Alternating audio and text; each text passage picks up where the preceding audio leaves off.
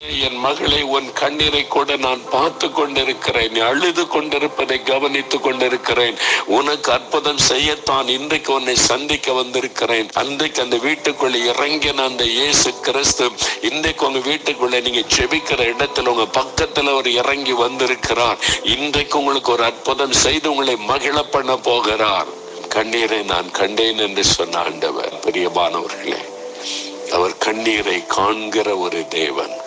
நீங்க இன்னைக்கு ஏதோ ஒரு காரியத்துக்கு அழுது கொண்டிருக்கிறீங்க.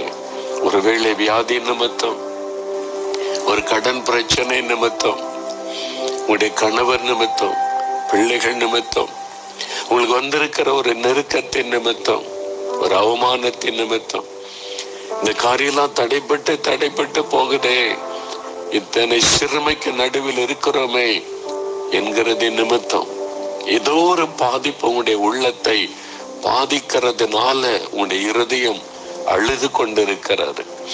ஒருவேளை வெளியில எல்லாருக்கும் முன்னாலும் அழ முடியாதபடி இரவு படுக்கையை உங்களுடைய கண்ணீரினால் நனைத்து கொண்டிருக்கிறீர்கள். யாருக்கு தெரியாம அழுது கொண்டிருக்கிறீங்க. கண்ணீர். ஆண்டவர் சொல்லுகிறார், உன் கண்ணீரை நான் கண்டேன் மகனே, உன் கண்ணீரை நான் கண்டேன் மகளே.